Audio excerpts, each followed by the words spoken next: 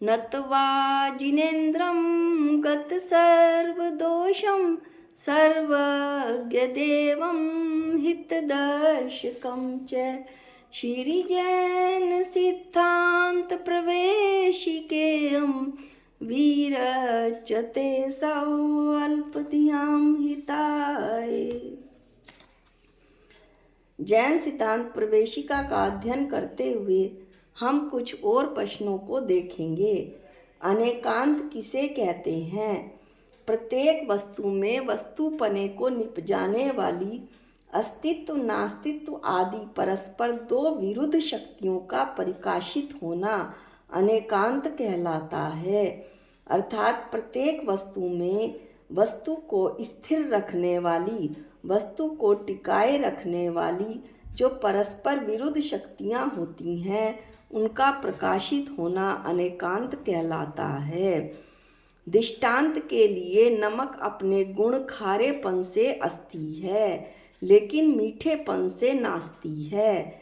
चीनी अपने मीठेपन से अस्ती है, पर नमक के खारेपन से नाचती है। इस तरह से विश्व में प्रत्येक द्रव्य अपने द्रव्य स्वरूप गुण से अस्ति होता है, लेकिन दूसरे द्रव्य रूप स्वरूप उसके स्वरूप से, दूसरे द्रव्य स्वरूप से गुण से नास्ति होता है। इस तरह से जैसे पुद्गल अपने जड़पने से अस्ति है, पर चेतनपने से नाचती है।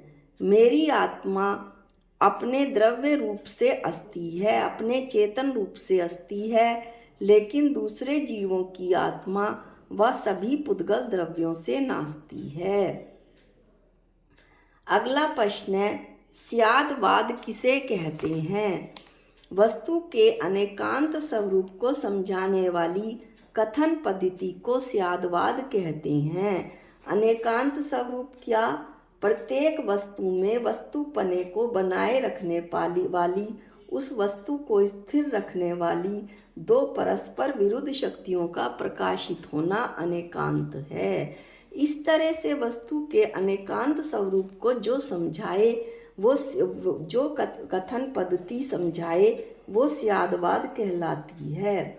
अनेकांत हमेशा वस्तु में होता है और वाणी हमेशा स्यादवाद होती है। स्यादवाद अनेकांत को बतलाने वाला है। इसका संधि विच्छेद करने पर दो शब्द आते हैं, स्यात् प्लस वाद। स्यात् माने कथनचित, किसी प्रकार, किसी अपेक्षा से, और वाद माने कथन। इसके दृष्टांत को हम ऐसे देखते हैं कि जैसे आत्मा किसी अपेक्षा से, यानी अपने चेतन से तो अस्ति है, परंतु पुद्गल की अपेक्षा से नास्ती है।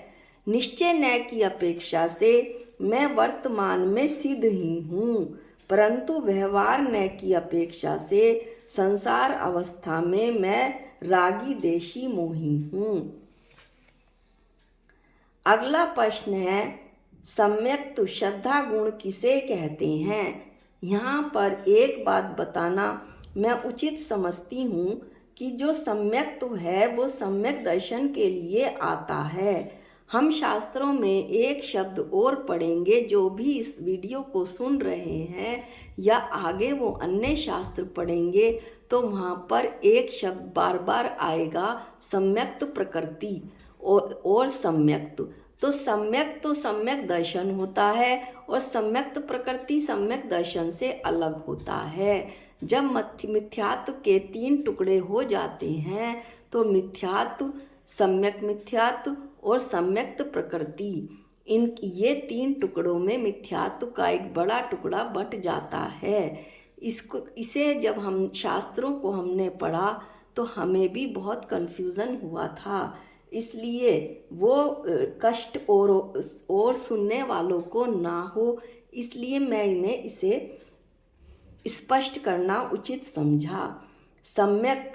सम्यक दर्शन श्रद्धा गुण किसे कहते हैं? जिस गुण की निर्मल दशा प्रकट होने पर सब शुद्ध आत्मा का प्रतिभास यथार्थ प्रतीति हो, जिस श्रद्धा गुण की जिस गुण की श्रद्धा गुण की निर्मल पर्याय कर्मों से रहित मैल रहित दशा प्रकट होने पर निर्मल रूप, जबकि मिथ्यात्व का अभाव हो जाता है। चौथे गुण स्थान में ऐसी दशा प्रकट होने पर सब शुद्ध आत्मा यानी अपनी शुद्ध आत्मा का की यथार्थ प्रतीति क्या? सच्ची श्रद्धा, मैं चेतनी हूँ, इसके अलावा मैं अन्य विश्व में कुछ भी नहीं हूँ, तथा सच्चे देव गुरु धर्म में दृढ़ आस्था, सच्चे देव जिनेंद्र भगवान, गुरु वीतरागी मुनि महाराज और धर्म जैन धर्म में अटल श्रद्धा, जीवादि 7 तत्वों की सच्ची प्रतीति। 7 तत्व कौन कौन से हुए जो कि जिनेंद्र भगवान ने बताए हैं? जीव, अजीव, आश्रव, बंध, संवर, निर्जरा और मोक्ष। ये 7 तत्व जैसे जिनेंद्र भगवान ने कहे हैं वैसे का वैसा उन पर श्रद्धान करना, सच्ची श्रद्धा करना। और सब पर का सिद्धांत, भेद विज्ञान पर श्रद्धा करके सब पर का श्रद्धान करना। मेरी आत्मा पर पदार्थों से बिल्कुल भिन्न है और सब पर हैं और मेरी आत्मा ही सब है। मेरी आत्मा पर पदार्थों से बिल्कुल भिन्न है। अपनी आत्मा में रक्तता और अन्य सभी विश्व के पदार्थों में विरक्तता। और आत्मश्रद्धान किस चीज का? अपनी आत्मा पर श्रद्धा।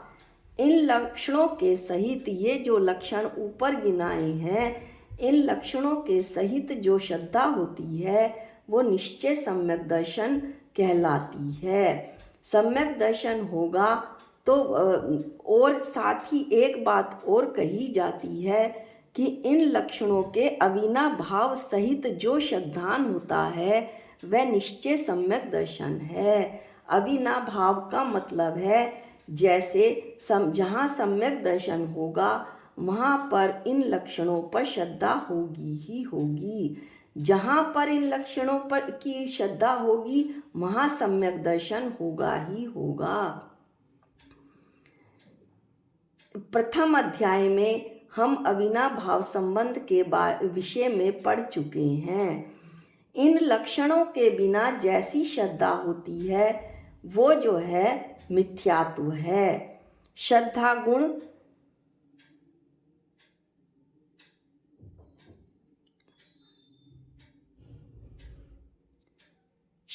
गुण को हम इस तरह से बता सकते हैं कि जब जीव सम्यक दर्शन प्राप्त कर लेता है तो यह श्रद्धा गुण की स्वभाव पर्याय होती है, और जब जीव मिथ्या दर्शन करता है तो यह श्रद्धा गुण की विभाव पर्याय होती है।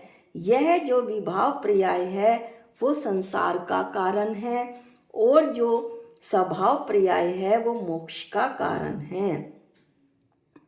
सम्यक दर्शन के साथ जो ज्ञान पहले हो चुका होता है जीव को वो भी सम्यक हो जाता है। यहाँ पर एक और बात स्पष्ट कर दें कि पहली लाइन में आया था श्रद्धा गुण की निर्मल दशा, श्रद्धा गुण की निर्मल दशा, तो इसमें मिथ्यात्व का अभाव होता है। गलती से मैंने ये कह दिया कि कर्मों का अभाव हो जाता है, मिथ्यात्व का अभाव होता है।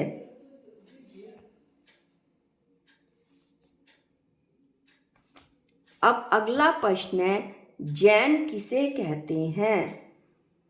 निज शुद्ध आत्मा के आश्रय से, यानी अपनी आत्मा के आश्रय से अपनी आत्मा की निर्मल दशा प्रकट होने पर जिसमें मिथ्यात्व, दर्शन मोहनीय, राग देश मोह, चारित्र मोहनीय